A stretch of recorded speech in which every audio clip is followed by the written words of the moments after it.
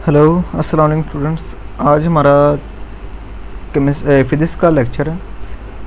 इसमें आज हम इंशाल्लाह ऑनलाइन क्लासेस का चैप्टर नंबर 2 शुरू करेंगे, जिसका नाम है काइनेमैटिक्स।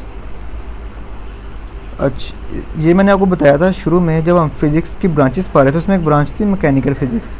उसमें मैंने बताया था आपको यहाँ दो तरह की टाइप्स होती है मैकेनिकल्स की। एक होती है होती है दो तरह की, काइनेमैटिक्स होती है और एक डायनामिक्स होती है। काइनेमैटिक्स में मैंने आपको कहा था ये चैप्टर नंबर 2 है आपका, और डायनामिक्स आपका चैप्टर नंबर 3 है। उसमें आपने सुना था, तो इसमें मैंने आपको ये बता दी थी चीज़। तो आज हम इसका चैप्टर नंबर 2 जो है वो काइनेमैटिक्स शुरू करने लगे हैं। ठीक है, इंशाल्लाह चैप्टर नंबर 3 हम बाद में शुरू करेंगे इसका। तो काइनेमैटिक्स का मतलब क्या होता है, ज़रा इसको देख लेते हैं पहले। What is the means of kinematics? Kinematics is the study of motion of an object without discussing the cause of motion. Kinematics क्या है? स्टडी ऑफ मोशन है ऑफ एन ऑब्जेक्ट की विदाउट डिस्कसिंग उसका।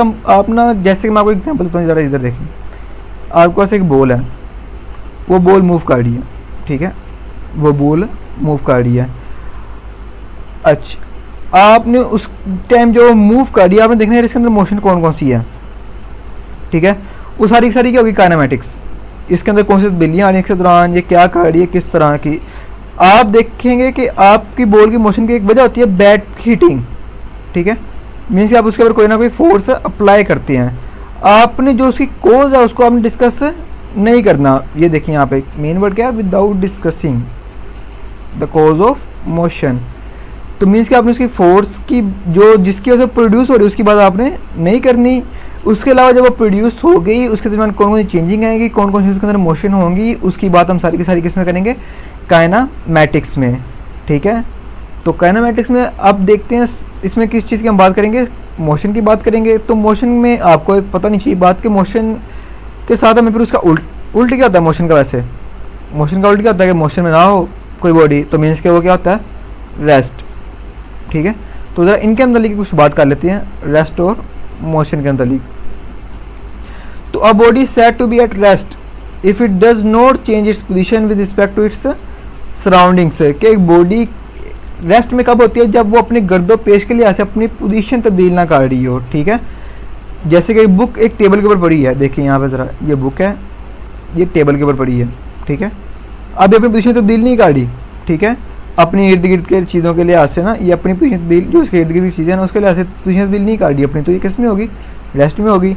जिस तरह ये एक कार है वो रेस्ट में है। जब वो स्टॉप है, इंजन उसका बंद है, वो बस आपने एक बाहर गाड़ी खड़ी की है, वो रेस्ट में है, वो कहीं मूव नहीं कर रही। लेकिन अब body said to be its motion if it change its position with respect to its, कि वो अपनी पोजीशन तब्दील करे। देखिए इसमें डज नोट का वर्ड था और इसमें with respect to its surroundings, वो चेंज करे अपनी मोशन को। तो इसकी एग्जाम्पल में क्या है कि कार मूव कर रही हो, वो एक गली से दूसरी गली, दूसरी से तीसरी गली, इस तरह गैस के पार्टिकल्स। इस तरह आपको एक और एग्जाम्पल से समझाता चलता हूँ। एंड एग्जाम्पल इसकी देखें, ये बड़ी फिट बैठती है इसके ऊपर। इससे आपको ज़रा कॉन्सेप्ट क्लियर हो जाएगा। ज़रा इसमें देखें, ज़रा मैं आपको ये दिखा रहा हूँ, एक बस दिखा रहा हूँ आपको।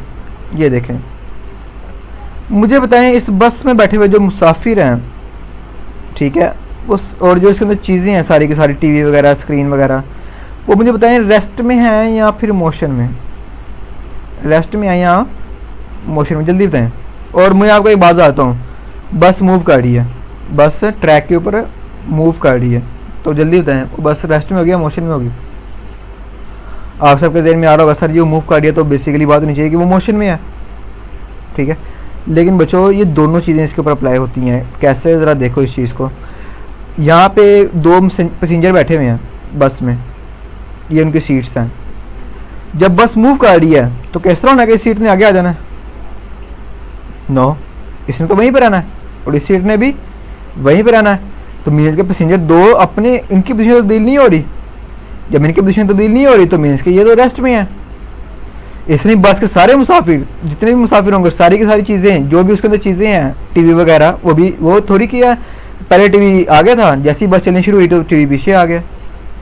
तो मीन्स के जो चीज़ अपनी अपनी जगह पे मौजूद है, हर एक बेशक बस मूव कर रही है, लेकिन हर चीज़ अपनी अपनी पोजीशन तब्दील नहीं कर रही, तो वो किस में होगी? रेस्ट में होगी। तो मीन्स के बस के अंदर हर चीज़ किस में है? रेस्ट में है। लेकिन इसलिए अगर एक बाहर एक इंसान खड़ा हो, आउटसाइडर कोई भी, उसके मुताबिक क्या है? वो पहले बस उससे इतने फासले पे थी, चलते चलते चलते चलते चलते चलते बस उससे इतने फासले पर होगी, मीन्स के उसने तो भी बस पोजीशन तब्दीली कर दी। तो मीन्स के आउटसाइडर के मुताबिक बस किस में है, मोशन में है, लेकिन बस के अंदर जितनी सारी चीज़ें वो सारी आपस में किसके मुताबिक है, रेस्ट में है। ठीक है, तो आउटसाइडर के मुताबिक वो किस में है, मोशन में है। ठीक है, तो ये एक बड़ी अच्छी एग्जांपल है इसकी, तो इसको ज़रा देख लें। The state of the rest or motion is relative. For example a passenger sitting in a moving bus it is because she is not changing its position. वगैरह बस के अंदर बैठे हुए मुसाफिर आप अपने लिहाज से वो किस में है, रेस्ट में है, क्योंकि वो अपनी पोजीशन तब्दील नहीं कर रहे। ठीक है, but to an observer to outsider the bus the passengers and the objects inside the bus are in motion. Outsider के मुताबिक किस में है, सारे के सारे मोशन में, क्योंकि वो अपनी पोजीशन तब्दील कर रहे हैं। ठीक है, तो ये इधर आपको समझ लगी होगी रेस्ट में और मोशन में किस तरह आप डिफरेंस कर सकते हैं। एक ही टाइम में आप एक ही चीज़ को अपने मुताबिक वो किसी के मुताबिक रेस्ट में हो सकती है, लेकिन आपके मुताबिक वो मोशन में हो सकती है। ठीक है, तो नेक्स्ट चलते हैं ज़रा इसके टाइप्स ऑफ मोशन की बात कर लेते हैं। टाइप्स ऑफ मोशन में ज़रा आप देखें 3 तरह की टाइप्स ऑफ मोशन थी। एक होती है ट्रांसलेटरी मोशन, एक होती है रोटेटरी मोशन और एक होती है वाइब्रेटरी मोशन।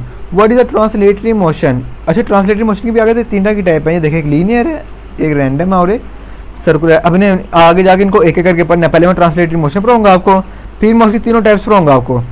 ठीक है, ये वाली, और फिर मैं आपको रोटेटरी और वाइब्रेटरी मोशन पढ़ाऊंगा। ठीक है, तो जरा चलते हैं पहले ट्रांसलेटरी मोशन की तरफ। जरा इसको देख लें आप पहले। What is the translatory motion?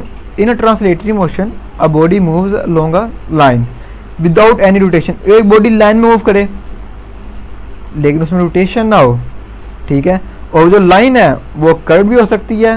ठीक है, और वो स्ट्रेट भी हो सकती है। अब कहेंगे सर जी अगर आप बॉडी, अगर एक लाइन कर्व्ड है उसमें तो बेसिकली बात है रोटेशन करेगी, लेकिन बच्चों इस तरह की बात नहीं है। ज़रा आप इसकी ज़रा ये एग्जांपल देखें, आपको ज़रा कॉन्सेप्ट क्लियर करा दूंगा मैं। फेरिस व्हील, इसमें देखें आप, तो इसमें क्या है, इसमें ये बॉडी एक, ये जो पाथ है इसका वो कर्व्ड है। ठीक है, लेकिन आप इसके अंदर बैठे रोटेशन तो नहीं ना कर रहे। आगे तो एक सिंपल आप बैठे हुए हैं और आप एक झूले का मजा ले रहे हैं। ठीक है, आप इसमें खुद ही थोड़ी घूमना शुरू कर दिया आपने, तो नहीं। तो इसलिए ये होती है ट्रांसलेटरी मोशन। इस तरह एक कार मूव कर रही हो इन अ स्ट्रेट लाइन, एक कार की स्ट्रेट लाइन मोशन हो या एक एरोप्लेन वगैरह, वो सारी के सारी क्या होती हैं, इन अ ट्रांसलेटरी मोशन। ठीक है, नेक्स्ट चलते हैं। ट्रांसलेटरी मोशन की मैंने आपको कहा था 3 टाइप्स हैं, वो हमने पढ़नी है। तो फर्स्ट में लीनियर मोशन आ गई है। लीनियर का मतलब क्या होता है? लीनियर का मतलब ही स्ट्रेट होता है। लीनियर का मतलब क्या होता है? स्ट्रेट। ठीक है, बिल्कुल सीधा। तो इसकी डेफिनेशन भी क्या होगी? Straight line motion of a body is known as its linear motion. तो इसी में हमने बात कर सकते हैं एयरप्लेन की मोशन भी किस में होगी? डेफिनेटली बात स्ट्रेट लाइन मोशन करता था वो कौन सी होगी?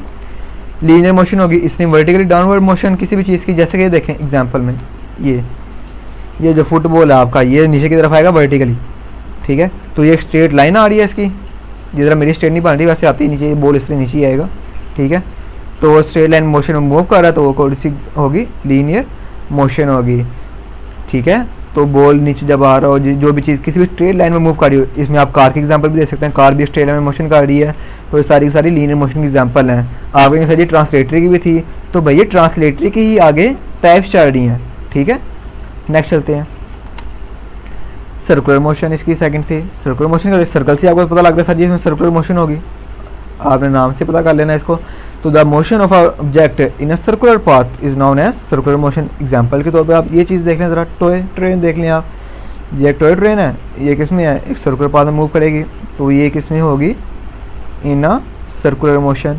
इस तरह ही बाईसाइकिल है, बाईसाइकिल भी का जो होती है वो भी किस में मूव कर रही होती है? बाईसाइकिल जब हम किसी भी गली के कोने से आप बिल्कुल एक मोड़ काटते हैं, ठीक है, तो वो किस में आप काटते हैं? सर्कुलर ट्रैक्स के काट रहे होते हैं, वो सर्कुलर मोशन होती है आपकी। ठीक है, motion of earth around the sun, देखें ये आपका अर्थ है और ये आपका सन है, तो अर्थ इसके गिर्द भी क्या कर रहा होता है? मूव कर रहा होता है, तो ये भी कौन सी मोशन होगी? सर्कुलर मोशन होगी, डेफिनेटली बात है। नेक्स्ट चलते हैं ज़रा। Random motion. रैंडम का मतलब आप ज़रा समझ लें, रैंडम का मतलब क्या होता है? बेतरतीब। क्या होता है मतलब? बेतरतीब।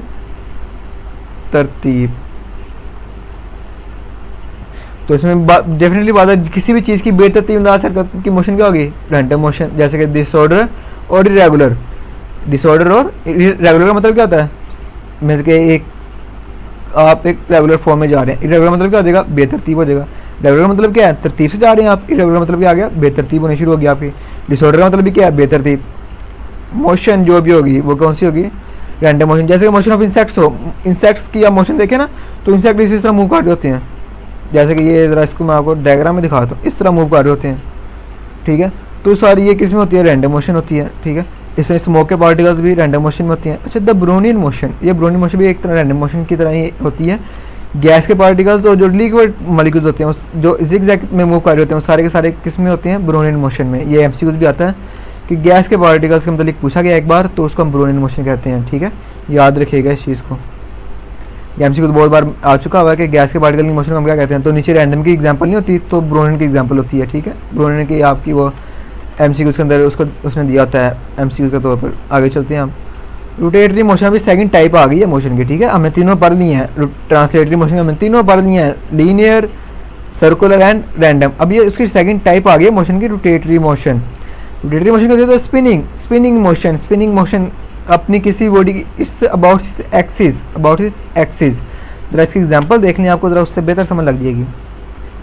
ये एक फुटबॉल है, ये इस तरह मूव कर रहा है, आप अपनी इसको फिंगर के ऊपर घुमा रहे हैं तो इस तरह मूव कर रहा है, लेकिन ये एक आपके फिंगर के गिर्द मूव कर रही है, ये इसका क्या है, एक्सिस ऑफ रोटेशन है, तो इसके गिर्द मूव कर रहा है तो ये स्पिन हो रही है चीज़, ये देखिए ना फुटबॉल स्पिन कर रहा है और इसका एक एक्सिस ऑफ रोटेशन है, तो ये कौन सी मोशन होगी, डेफिनेटली बात है ये रोटेटरी मोशन होगी। इस तरह ये जो आपका फैन होता है उसका ये एक्सिस ऑफ रोटेशन होता है और ये इसके गिर्द मूव कर रहा होता है। इस तरह बाइसाइकिल का ये क्या होता है, एक्सिस ऑफ रोटेशन, और ये बाइसाइकिल इसके गिर्द मूव कर रही होती है। इस तरह ये इसका ये कि एक्सिस ऑफ रोटेशन है और स्ट्रेनिंग इसके गिर्द मूव कर रहा है। बहुत सारी एग्जाम्पल, सारी एग्जाम्पल मैंने यही लिखा हुआ है, पढ़ लीजिएगा इनको एक बार बुक। जैसे कि मैंने आपको पहले ही बताया हुआ है, जो भी आपकी बुक की वर्डिंग है मैं चाह रहा हूँ कि मैं उसी चीज़ को यहाँ पे फॉलो करूँ ताकि आपको कोई भी डिफ़िकल्टी ना हो अपनी बुक से पढ़ते हुए कि सर ने वो ये तो सर ने कोई और चीज़ पढ़ा दी या हमने कोई और। जो भी आपकी बुक में वर्डिंग लिखी है मैंने सारी की सारी कोशिश किया उन्हीं को यूज़ करूँ, आपको एक्स्ट्रा कोई भी मैं खुद से कोई भी डेफिनेशन चेंज ना करूँ, जो बुक में दी है वही आपको पढ़ाऊँ।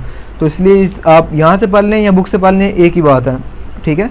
यहाँ पर ज़रा आपको हर एक बात को मैंने तरतीब दे दी है कि डेफिनेशन मैंने पहले लिखी हुई है, बाद में तरह उनकी एग्जाम्पल्स वगैरह लिखी हुई हैं। तो यहाँ से आपको याद करना, स्क्रीनशॉट पर लेके आप यहाँ से याद कर सकते हैं, या फिर आपकी अपनी मर्जी बुक से भी आप इसको कर सकते हैं, टैली कर सकते हैं आप इसे। वाइब्रेटरी मोशन के आगे चलते हैं। वाइब्रेटरी मोशन क्या होती है, to and fro motion of a body about its mean position. To and fro motion, किसी भी आगे पीछे वाली दोहराई जाने वाली। टू एंड फ्रो का मतलब क्या होता है, आगे पीछे, क्योंकि यहाँ पे कुछ बच्चे उर्दू मीडियम में भी लेक्चर ले रहे हैं तो मैं ज़रा साथ साथ इसलिए उर्दू में भी इसको एक्सप्लेन कर देता हूँ बार बार। तो टू एंड फ्रो का होता है आगे पीछे दोहराई जाने वाली मोशन किसी भी चीज़ की, वो किस में होती है, वाइब्रेटरी मोशन में, ठीक है। फिक्र मत ना उर्दू वाले, कहीं आगे 3-4 लेक्चर इस तरह के होंगे जो मैं उर्दू में दे दूंगा, ठीक है। तो आपने देखना बाद मेरे लेक्चर इंग्लिश में हो जाएंगे, बाद उर्दू में हो जाएंगे, ठीक है। तो इसकी वाइब्रेटरी मोशन में देख लें आप, टू एंड फ्रो मोशन आगे पीछे दोहराई जाने वाली हरकत इस किसी भी मीन पोजीशन के। चेक करें ज़रा यहाँ पे, ये बच्चे का एक ना पिंग है आपकी, ये बचपन में आप लेते थे इससे, ठीक है। अब आप कहाँ पे आपने इसको याद करना है, कईयों की बहुत ही इसके साथ अच्छी यादें हैं, कईयों की बहुत ही बुरी यादें होती हैं, तो हमने तो ज़रा इसको पढ़ना देख लें ज़रा। पिंग में क्या है, ये इसका यहाँ पे इस टाइम ये रेस्ट में है, ये इसकी क्या है, मेन पोजीशन है जहाँ पे वो स्टेबल है। अब जैसे ही आपने इसको पीछे लाए आप, ठीक है, पीछे ला के आपने इसको छोड़ा, ये इस तरह मूव करनी शुरू कर देगी, इस मेन पोजीशन के आगे पीछे मूव करनी शुरू कर देगी। कुछ बच्चे क्या करते हैं, वो यहाँ से इस तरह आते हैं और यहाँ से लाके जब वो छोड़ने लगते हैं वो खुद पीछे हो जाते हैं ताकि हमें हमारे मुँह पर ना लग जाए कहीं पे, ठीक है। तो ये मजाक था इससे। तो ये देखें टू एंड फ्रो इस तरह, ये इस तरह मोशन करने शुरू कर देगी, ये इसका मेन पोजीशन है, इसके गिर्द मोशन करनी शुरू कर दिया इसने, तो ये क्या होगा, इस वाइब्रेटरी मोशन होगी ये। इसने एक और एग्जांपल देखें, पेंडुलम वक्त, ये देखें ये क्या है, ये इसकी क्या है, मेन पोजीशन है। और जब आप 12 बजते हैं, जब ये इसी तरह मूव करना शुरू कर देता है तो ये क्या शुरू कर देता है, वाइब्रेटरी मोशन करना शुरू कर देता है। इस तरह आप अपने इर्द गिर्द जितनी भी तरह के ऑब्जेक्ट्स हैं आप चेक करें, क्योंकि मोशन कौन कौन से गिरा के आपके कॉन्सेप्ट इस तरह बेहतर हो गए, क्लियर होते रहें। इससे आपको बहुत सारी आपको इन्फॉर्मेशन हासिल होगी, हमारे इर्द गिर्द जो भी चीज़ें मूव करते हैं हम देखें उनकी मोशन क्या है, ठीक है। जैसे कि आप अभी पढ़ रहे हैं, आपने अपने हाथ में मोबाइल पकड़ा हुआ है, वो रेस्ट में है, ठीक है। आप इसकी मोशन देखें, क्योंकि आप एक जगह स्टेबल हो रहे हैं, लेकिन आप अगर बार बार हिल रहे हैं लेक्चर के दौरान, कभी आप उठ के कहीं जा रहे हैं, आ रहे हैं, जिस तरह आप करने की कोशिश कर रहे हैं, तो वो किस में सब किस में होगा, आपकी मोशन होगी। तो आप देखें अगर आप एक स्ट्रेट लाइन में जा रहे हैं तो वो आपकी क्या होगी, लीनियर मोशन होगी। अगर आप उसको बेतरतीब अंदाज से हरकत कर रहे हैं तो वो रैंडम होगी, और अगर आप उसको सर्कल में मूव करी जा रहे हैं तो वो सर्कुलर मोशन होगी। ठीक है, आगे चलते हैं। अच्छा सॉरी, इसमें एक पीछे चीज़ देख लें, आपको मैंने दिखानी थी। इसमें ना सीसा का एक है चीज़। बट इस सीसा एक झूला होता है आपका, ये बड़े दफ़ा एमसी को मशहूर आ चुका हुआ है सीसा वाला। इसमें ना सीसा इस तरह का झूला होता है आपका, ये यहाँ पे इस तरह का, याद आ गया ना आपको भी। यहाँ पे एक साइड पे एक तरफ बैठते हैं और यहाँ पे एक साइड पे एक तरफ बैठते हैं। तो आप भाई पिंग लेनी शुरू कर दिया आपने, सॉरी पिंग कह रहे हैं, सीसा आपने लेना शुरू कर दिया। तो ये भी, ये देखें, ये इसकी मेन पोजीशन है और ये इसके गिर्द मूव करना है, टू एंड फ्रो मोशन करना शुरू कर देंगे। तो ये सारी की सारी क्या होती है, वाइब्रेटिंग मोशन। नेक्स्ट चलते हैं स्केलर क्वांटिटी। अब हम चलने आ गए हैं स्केलर के ऊपर और वेक्टर के ऊपर। What is scalar, what is vector, check कर लेते हैं। A scalar quantity is described by completely its magnitude only. लफ्ज़ बड़े इंपॉर्टेंट है, इनको आपने आगे पीछे नहीं करना, जिनको मैं अंडरलाइन करता रहता हूँ। इनको आपने आगे पीछे कर दिया तो डेफिनेशन गलत हो जानी है आपकी सारी की सारी, ठीक है। इसमें आपने मैग्नीट्यूड के आगे ओनली लिखना है, इसके आगे आपने एक वर्ड भी लिख दिया तो डेफिनेशन आपकी गलत है, ठीक है। मैग्नीट्यूड का मतलब क्या होता है, मिकदार। ऐसी मिकदारें, अच्छा मिकदारें होती क्या है, मैंने आपको फिजिकल क्वांटिटीज पढ़ाई थी पीछे, तबई मिकदारें भूल गए होंगे, कहाँ पे याद रखनी है आपने। तो तबई मिकदारें क्या होती थी, उसमें तबई मिकदारें बता देते हैं आपको, जो चीज़ मैयर हो सके हम उसको कहते हैं तबई मिकदारें। तो दो तरह की मिकदारें आगे हमने वो पढ़ी थी, बेस और ड्राई पढ़ी थी। आज हम रस पढ़ने लगे हैं, वो ये इसकी टाइप्स नहीं है, ये बस हमने वैसे स्केलर और वेक्टर कॉन्सेप्ट है, जरा हमने ये चीज़ ध्यान में रखनी है। तो जिस भी मिकदार, जिस भी क्वांटिटी को आप उसकी मैग्नीट्यूड से ओनली डिस्क्राइब कर दें, ठीक है, उसकी मैग्नीट्यूड से डिस्क्राइब कर दें तो वो क्या होती है, स्केलर होती है। आपको कक समझ नहीं लगा, इसकी मैं एग्जांपल आपको बाद में देता हूँ, आपको बिल्कुल समझ लग जाएगा मैं क्या कहना चाह रहा हूँ। इसकी एग्जांपल देखने, मास, लेंथ, टाइम, स्पीड, वॉल्यूम, ये सारी की सारी क्या है, स्केलर हैं। वेक्टर की तरफ चलते हैं, फिर मैं आपको अपनी एग्जांपल देता हूँ जिससे आपका सारा कॉन्सेप्ट क्लियर हो जाना है। तो वेक्टर क्या होता है भाई, vector quantity is described by completely its magnitude and direction. एक तो मिकदार और साथ में सिमत, डायरेक्शन का मतलब क्या होता है, सिमत उसकी। इसमें क्या होगा, वेलोसिटी, डिस्प्लेसमेंट और फोर्स एंड मोमेंटम, टार्क, सारी चीज़ें अभी देख लेते हैं। कट्टी कुट्टा खुल जाता है, अभी देखें ज़रा। आप गए दुकानदार के पास, आपने दुकानदार को कहा सर जी मुझे ना चाहिए 5 किलो चीनी, मुझे चाहिए 5 किलो चीनी दे दें मुझे। ये है स्केलर क्वांटिटी मास, ये क्या है, मास, 5 किलो चीनी। आपने कहा नहीं सर जी आप मुझे 5 किलो चीनी दें, लेकिन मुंह आपका किसकी तरफ हो, ईस्ट की तरफ। मुंह आपका किसकी तरफ हो, ईस्ट की तरफ। बाबे ने समझना अपनी दुकानों को चीनी चुकनी है, ठीक है, मैं उधर मुँह की लोगों को चीनी, मेरा सौदा चुक लाना है। तो देखें, अगर आपने एक स्केलर क्वांटिटी के साथ डायरेक्शन लगाने की कोशिश की तो बात आपकी ओवर हो गई। तो मेरे स्केलर क्वांटिटीज ऐसी क्वांटिटी हैं जिनका मुकम्मल तौर पर बयान उनकी मिकदार ही कर दे, ठीक है। जैसे कि देखें, आप दुकानदार 5 किलो चीनी लेने गए, आपने कहा 5 किलो चीनी दे दो, बात वहाँ भी सारी की सारी क्लियर होगी, उसने 5 किलो चीनी दे दी आपको। वेक्टर चलते हैं ज़रा। वेक्टर में क्या होता है, मैंने आपको कहना है यार आप ना चलना शुरू कर दो, आप कहोगे सर जी मैंने आपको कहा दिया आप चलना शुरू कर दें। आपने कहना सर जी मैंने किस तरफ चलना है, मेरी कोई आप एक, मैंने कहाँ से लेकर कहाँ तक चलना है। मैंने कहा यार आप ना इस तरह करो, आप अपने स्कूल से लेके ना अपने घर तक चलें, ठीक है। मैंने आपको क्या दे दी, ठीक है। मैंने अब जब आपको कहा ना आप चलना शुरू कर दें, आपने 7 किलोमीटर चलना है, ये क्या है, मिकदार है, क्या है, मिकदार, मैग्नीट्यूड है। लेकिन आपने कहा सर जी मुझे बताएं चलना किस तरफ है, मैंने क्या वैसे चलना शुरू कर दूं 7 किलोमीटर। मैंने कहा यार आप स्कूल से लेकर अपने घर तक चलें, मैंने आपको क्या दे दी एक साल में, डायरेक्शन। तो ये क्या हो जाती है, वेक्टर क्वांटिटी हो जाती है। समझ लगी आपको इस चीज़ की कि अगर आप वेक्टर में क्वांटिटी में, ये होता है डिस्प्लेसमेंट, ये है डिस्प्लेसमेंट। मैंने अगर आपको वेक्टर क्वांटिटी में अगर मैं आपको मैग्नीट्यूड के साथ डायरेक्शन ना दूं तो आपको बात पूरी समझ नहीं लगेगी। लेकिन अगर स्केलर क्वांटिटी में मैं आपको मैग्नीट्यूड के साथ डायरेक्शन दे दूं, मैग्नीट्यूड के साथ डायरेक्शन दे दूं, तब आपको बात ओवर लगनी शुरू हो जाएगी। तो ये बहुत ही बड़ा फ़र्क है इन दोनों के अंदर, स्केलर और वेक्टर क्वांटिटीज़ के अंदर। इनको आप ज़रा लाजमी याद रखिएगा, ठीक है। आगे हम चलते हैं, वेक्टर को रिप्रेजेंट करने के कुछ तरीके हैं, ज़रा इसको देख लें क्या है, इसकी रिप्रेजेंटेशन क्या है वेक्टर को। इसमें बहुत तरह की डिफरेंट टाइप्स हैं, ठीक है। आप एक वेक्टर को किसी के साथ डिस्क्राइब कर सकते हैं। हम जो यूज़ करते हैं हम उस वर्ड को या तो बोल्ड कर दें, कंप्यूटर में इस तरह ही करते हैं। जैसे कि ये देखें ए है ना, ये एक वेक्टर है अगर, तो मैं इसको बोल्ड कर दूंगा, ये देखें ज़रा इस तरह, काक ना समझ लगे, कंप्यूटर में आपको समझ लग जाती है। ये बोल्ड कर दिया आपने इसको, सॉरी ये मैंने कुछ गलती कर दी है, ये ए लिखा आपने, इसको आप बोल्ड कर दें, इसके ऊपर दोबारा फेरीजिए आप पेंसिल, तो देखें बोल्ड हो गया। या तो उस वेक्टर को आप बोल्ड कर दें, या फिर उसके ऊपर आप ये देखें ज़रा, such as F A D, इसको आप यहाँ तो इसके ऊपर लाइन, ये एफ है ना, तो इसके ऊपर आप लाइन लगा दें इस तरह, ये वाली वेक्टर की, ये देखें ये एफ है, फोर्स है, तो इसके ऊपर आप लाइन लगा दें किस तरह। नहीं समझ लगी फिर इस तरह भी नहीं करना, तो आप इस तरह कर दें कि एफ लिखें आप, उसके नीचे एक सीधी लाइन लगा दें।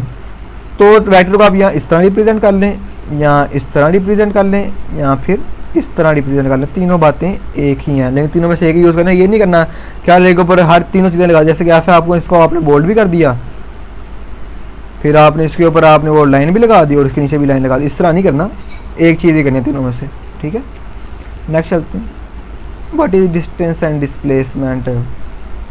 तो देखें यार, length of a path between 2 points is called distance between those points, ठीक है। ये देखें, आप एक घर है आपका और ये आपका स्कूल है।